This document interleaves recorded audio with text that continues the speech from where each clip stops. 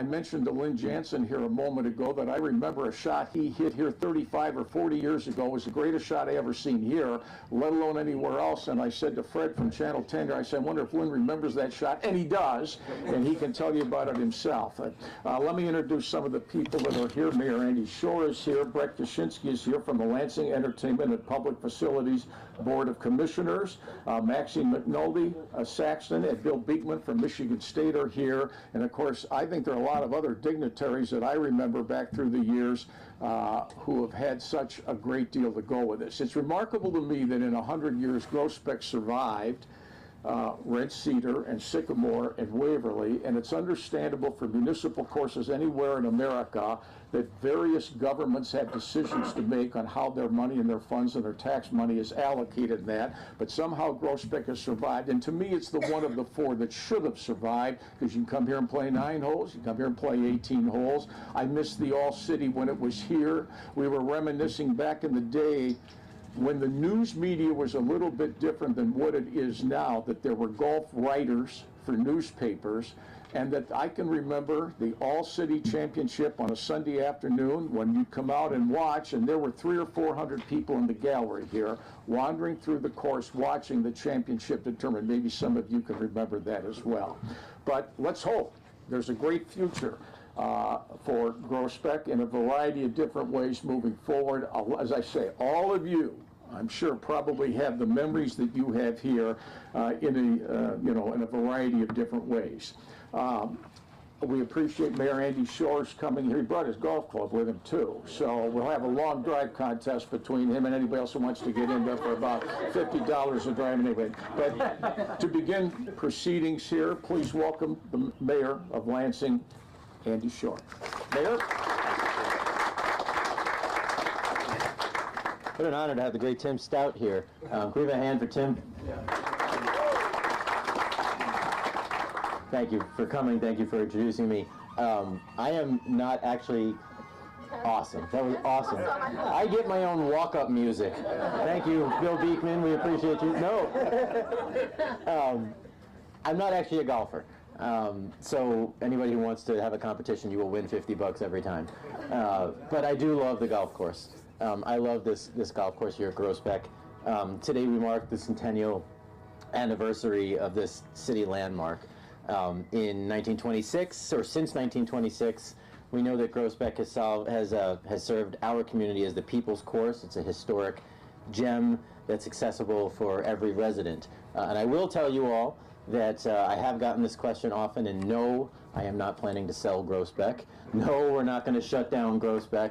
I get that question a lot. I got it at doors when I first ran. I've gotten it every time I've run. No, Groesbeck is an asset to our city, and as long as I'm mayor, we won't be shutting it down. So let's go back in time. In June of 1926, Mayor Alfred Doughty and Governor Alex Groesbeck officially opened the course by stepping up to the tee box at Fairway 1, with the governor driving the first ball down the course. I was just told by Mindy that the mayor also was not a golfer, so I guess there's a grand tradition of mayors not being golfers. But I've got staff that are golfers, so don't you worry. But we know over the decades this course has served as a backdrop for friendly weekend rounds, for high school championships. You've heard about some of that, best ball tournaments, and just tons of memories that are made here. And again, when I knock doors, I hear about that all the time from folks who talk about this as our course, and having a municipal golf course, accessible, affordable. It is a huge asset for our community. So as we kick off the centennial season of Lansing's municipal golf course, Groesbeck remains a vital part of our community identity, a home for our local youth athletes, and we're going to have a celebration of community resilience and our shared heritage. But beyond the fairways, this course is also a model of modern stewardship. Through the Tollgate Drain Project, these grounds double as critical infrastructure, managing millions of gallons of stormwater to protect our neighborhoods from flooding. So what an important environmental asset, natural resource asset we have here. We've also proven that in my 8 years that we can honor this heritage while also being fiscally responsible. Under the management of LEPFA, which took over when my first year, and now Legends Global, We've doubled the participation to roughly 30,000 rounds annually since 2018, and we created a year-round destination while significantly reducing the cost to the taxpayers. And when I say that, I talk about reduction in the subsidies and other things so that the taxpayers can invest in other things that are important to our city. And again, it's generating revenue. We've seen an incredible new restaurant facility and food and concession. So this has been a real success. This is what we thought it would be. It's an award-winning public space. Groesbeck was voted the best golf course in 2025 in the Lansing State Journal Community Choice Awards, so thank you to the LSJ who's here, and also received a City Pulse Top of the Town Award. So we know that Groesbeck is more than just a golf course. It's a community asset. It's an environmental asset.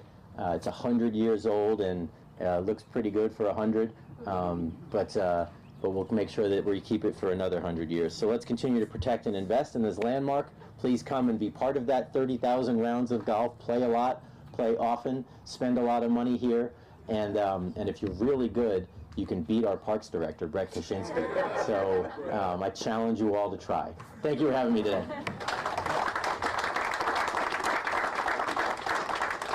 All right, so before we get to the centennial flag raising, there are a couple former champions here. It's kind of a classic. So on the radio this morning, this came up quite a bit because people, I said there were a couple golf people on. Did you ever play? Oh, Groesbeck, I got great memories of Groesbeck. Oh, so who's the best player that ever played in Groesbeck at 100 years? I don't know who that is, but I know who's in the argument discussion would be Lynn Jansen here. And he can't even remember when he won this thing a couple of times. But I said to Fred and Owen from Channel 10, I said, when you play golf as you all do, it's amazing the shots that you remember through your life. I mean, I can't remember what I ate yesterday, but years and years ago, when Lynn was, the media, we come out here on the weekend because the whole city here was spectacular, as many of you know. So Lynn's playing here, and I said to Fred, I remember this shot, and I wonder if he remembers it. So he's playing over here, and then those days, number one was over here, and this was the backside. Lynn's over here on and this hole to me is as hard a hole, especially from the back. Now they've added water to it. Lynn comes over here and hits his approach shot over the green onto the practice. He's lying two, and he's in contention to win. I don't know how he did it. Of all the great shots I've seen in golf, he somehow wedged it up over the trees, back down, the pins on a downhill line. He makes it for, it's the greatest four I ever saw. And I said, I wonder if Lynn remembers that shot. And he does, okay? So so they made that. So the classic was this morning, says, well, you're real high on Lynn Jansen as the best player you ever saw play at Groesbeck. And I said, yeah, he said, why do you say that? So I think if I remember correctly, he played in 7 major championships as a club professional because he was 32 years at Egypt Valley in Grand Rapids. So I mentioned to him, I said, well, is that accurate? He said, kind of. He played in 7 U.S. Opens, 7 PGA championships, 2 U.S. Senior Opens. I don't know how many cuts he made in the others, but he made the cut 3 times in the U.S. Open. So the stories he had playing, and he was just telling Fred a moment ago, yeah, I remember I went down to qualifying school in Orlando, and I remember that last day I played with Seve Ballesteros, so I remember that. So it's a remarkable career, and what most people don't know about Lynn, but I do, because he's one year, thank God, 1 year older than I am. He was a tremendous basketball player at East Lansing High School. I thought, had he wanted to play basketball in college, he could have done it. So the obvious question to him is, if you had to do it over again, would you have tried the tour? He came close to doing that. But show me and I said, is the record in America for a club pro to play more than 16 majors? I don't know, but he's got to be near the top if he isn't at that.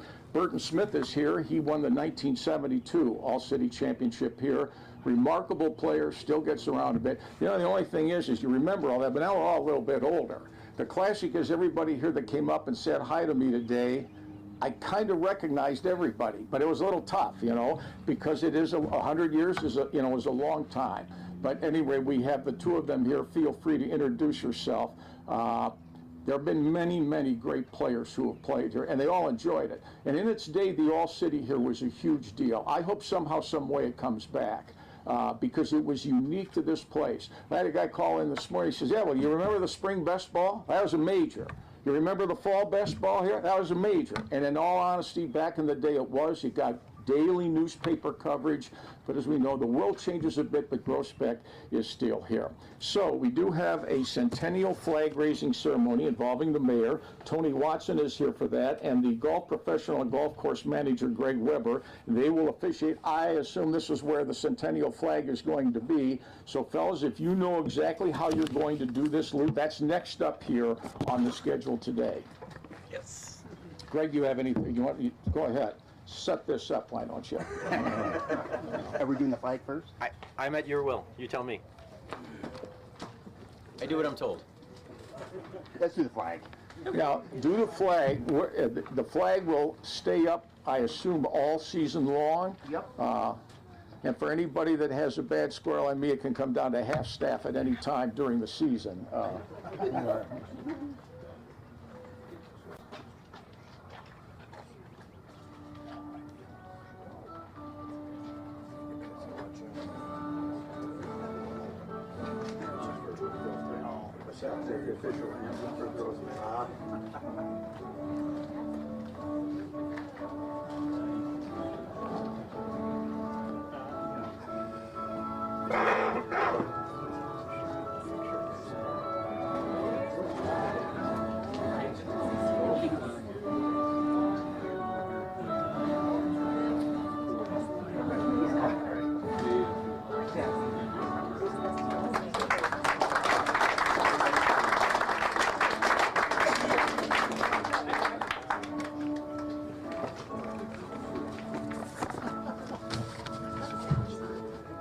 Ready to go, guys?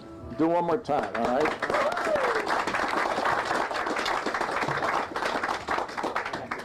Okay, so somebody else called in today and brought up something that is absolutely true, what his favorite part of Groesbeck Golf Course.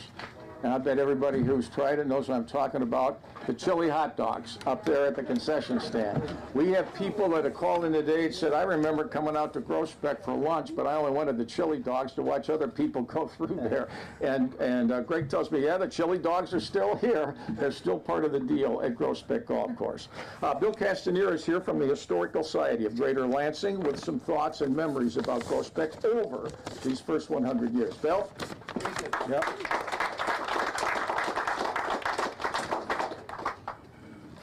The best and the worst thing about going after Tim, the mayor, is they step on a lot of your stories. That's okay. We're flexible. I'm probably the most unlikely speaker, I guess, other than the mayor, because I haven't golfed in 56 years. Good for you. And as most of you know, golfers are storytellers, right? I mean, they enjoy telling stories. I'm a big believer also in a maxim that there's a first time you do something and the last time you do something. And you always remember that. And Tim basically talked about that with Lynn. I can tell you exactly the first date I golfed and the last date I golfed.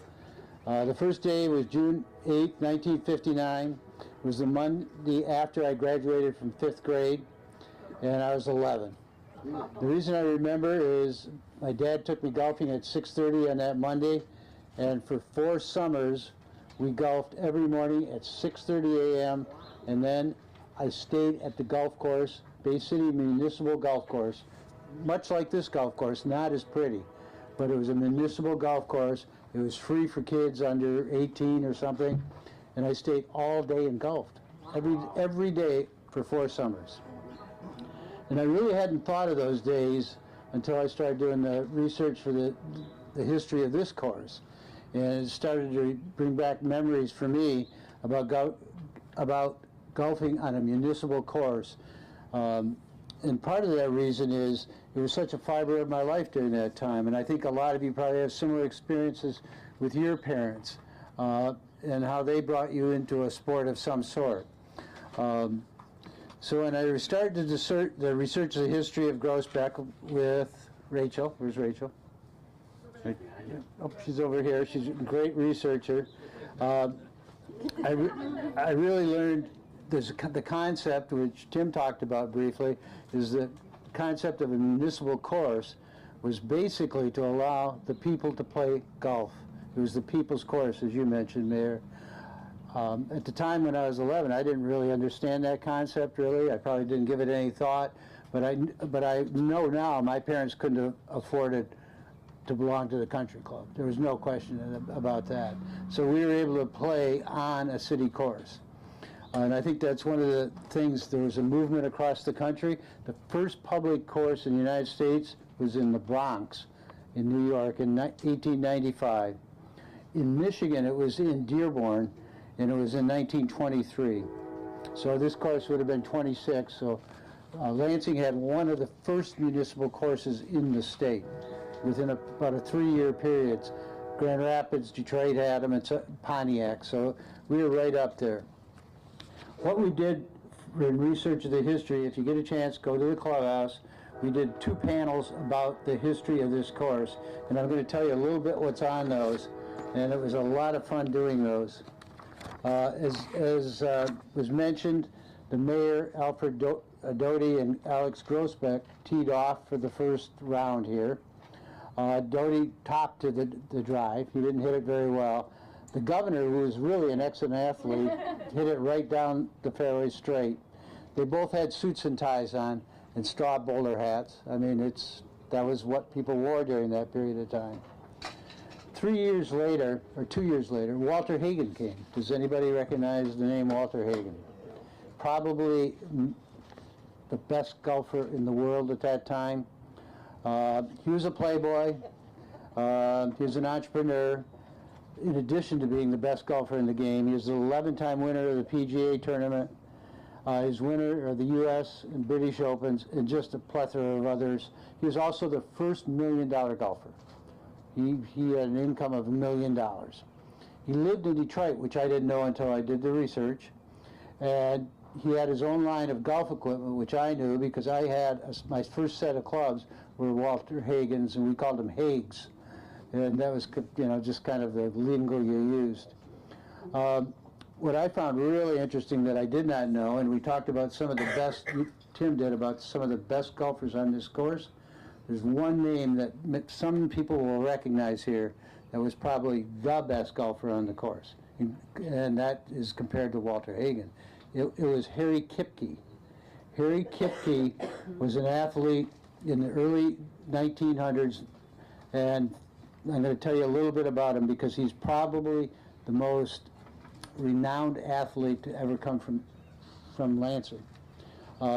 He played on Lansing Central's football, basketball, track, baseball teams, but he was especially known for his football skills. And in the one season, he scored 28 touchdowns, scored 175 points. In 2 seasons, Lansing Central scored 490 points to 6, and another season 501 points to 6. At the time, they were considered the best high school football team in the country. Kipke then went to the University of Michigan to play varsity sports. He earned 9 letters while at University of Michigan in basketball, football, and baseball. He was an All-American twice, and what was interesting, he was an All-American in football and basketball. Now let's get back to why he was probably one of the best golfers to ever play on this course. He didn't golf in college. I don't think a lot of people knew he was a golfer or could golf. He was a natural athlete, obviously. He was coaching at the University of Michigan as an assistant basketball coach in in the 1920s when Walter Hagen came here.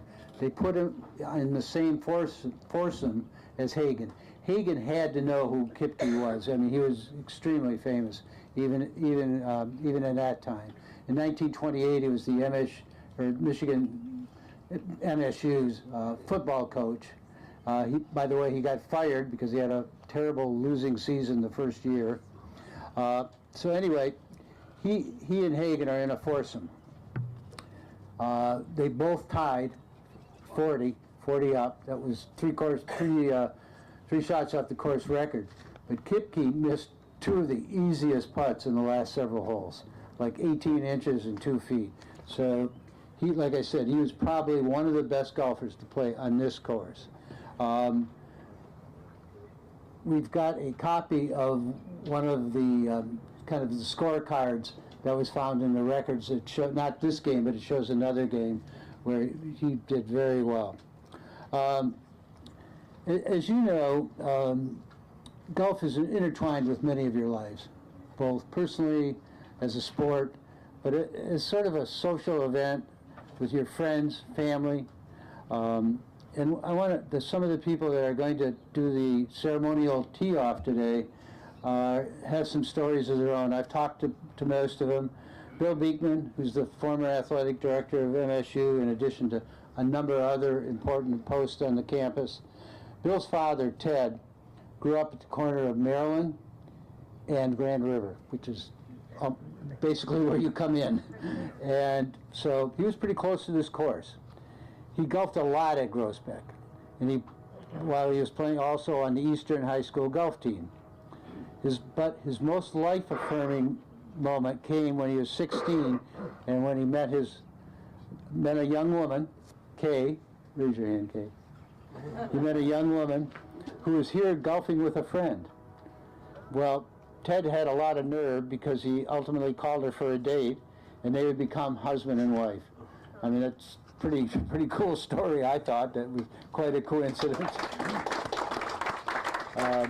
Burton Smith, who I know very well, I've worked with him extensively, was another local high school golfer who played at Groesbeck. One of the highlights was when he led Sexton High School to the city championship in 1972. Smith would be a walk-on at Princeton, but he made the team, and he helped break the color barrier in the Ivy League league, and that was an incredible commitment to this country. He's going to be one of the people at tee off. Brett Kaczynski, when I talked to him, other than the story about the golf cart accident, he told me that one of the most important things he did in his life is he was a caddy when he was a kid, at 14 years old. And one of his fondest memories was working at a PGA tournament in Toledo. Lynn Jansen, who we've heard about, I'm not going to repeat all your records. You are, okay, good. But what I liked about him, he was a fully developed player, and by that I mean he not only played, but he worked in every aspect of golf. And I think he took an incredible career path. He was at MSU the same time I was, at exact overlay. And like I said, I'm not going to go through all of it, but he was an amazing golf player. And he was in every newspaper around in Michigan and in the country. One of the important aspects of municipal golf course was they didn't exclude women or minorities. My mother played very early at the Bay City Municipal Course. At other courses, they could only play on Tuesday night for 2 hours or something. There were rules like that. So clearly to me, and I think a lot of other people, golf is more than hitting a little white ball. It's part of our society and part of our culture. I want to tell you about my last day of golf. It was July 25th, 1970. And it's kind of an interesting story, at least to me, why I know that date. I came home from the weekend. I went home to Bay City to golf with friends. We had a very short window to golf, and so we golfed on a par 3, which was kind of not a thing golfers did, really, but it was golf. And on a 167-yard hole, I used a 9-iron and hit my first and last hole-in-one. It's something I remember. And part of the reason I remembered is the Bay City Times the next day, my hometown newspaper, ran an article in the newspaper, it's about that big, and it repeated this story. Well, I hadn't told my parents I was home that weekend. It didn't really matter. They were up north at a cottage. But the Monday morning, my dad calls me. He said, "Were you home?" And I go, "Yeah." He said, "Were you playing golf?" I go, "Yeah." He said, "Well, all morning, my friends have been calling me asking if I hit a hole-in-one. We had the same name. I was a junior." So he got the credit for that, and that was fine with me. And before you ask, I have no idea why I quit golf. That was my last day of golf. So that's my story. If you get a chance, please look at our little memory boards upstairs that repeat some of these stories. One of the things about being involved in history as the president of the Historical Society, we learned that everyone has a story. All stories are important, and some of them are just fun. They really are. So thanks a lot.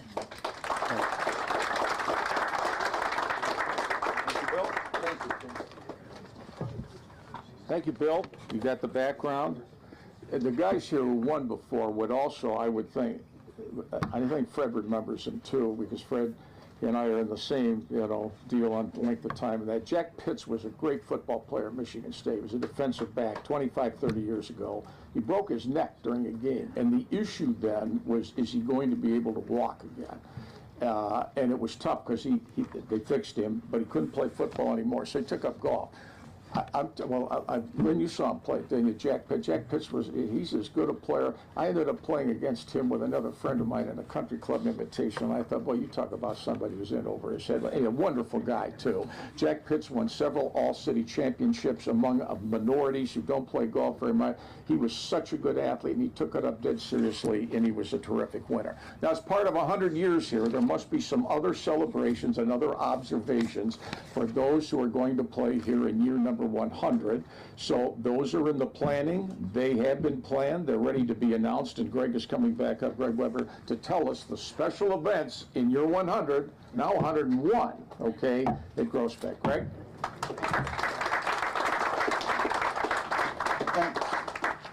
As your head golf professional, I'm absolutely thrilled to finally pull back the curtain on the centennial season. 100 years is a massive milestone for Groesbeck, and we've built a schedule that truly honors that legacy. We have a fantastic lineup of events ahead, and I'm excited to share the details and how we're celebrating this historic year together.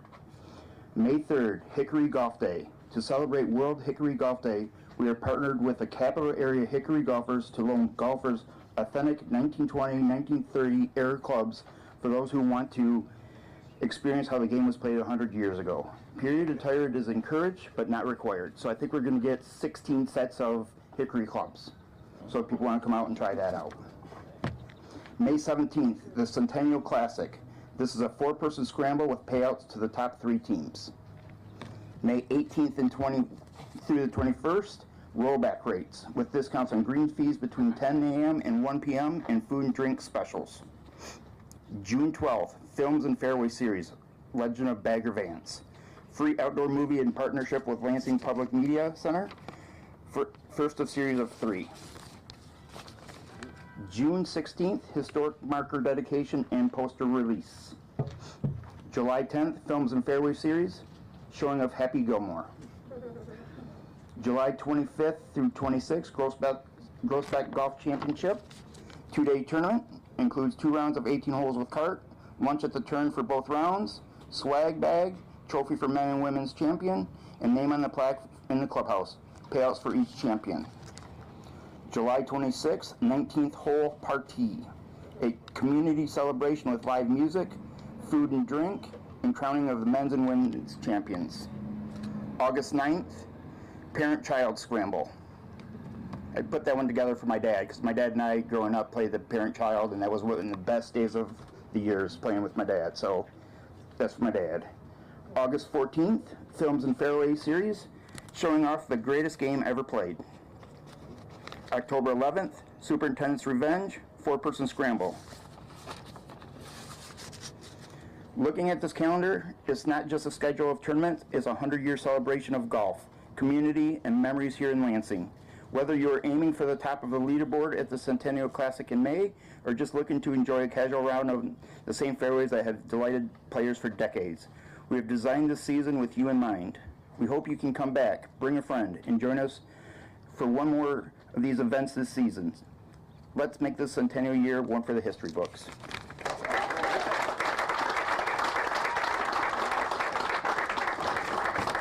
All right, Greg, for the team events, sign me up with Burton Lynn, and I'll see who hits a drive over here the best, and that'll be the 4th, okay? All right, so here's what we got left. Let's proceed over to, it used to be, I go back to the day when you came out here and you thought, I got a shot to make a par over here, right? Because you can get around here in 2 and 3 and that. And this was 10. You guys know that for 1,000 years. I was, I mean, in my prime, I was never great, but it mattered. I can't tell you how many times I get around over here and I got past this thing without blowing up around. Think, you know, do I get the chili dog now before I tee off over here? And you go, you know, this thing over here, man, this is just fling it out there and get it up, because then you got a par 5, and then you got a par 3, and this is going to be my day. And you come back over, you made a 3 on 8, you made a 4 over here, and you're right down the middle here, and you make a 9, because it's over here again. So maybe we ought to have these guys go hit approach shots to that thing rather than a drive. So what we have left for you, we'll have the guys hit some ceremonial shots. Come on back here, we'll have a closing, and then make sure and take the refreshments. So let's go over and take a look at what is now, in this end of this century, the #1 hole.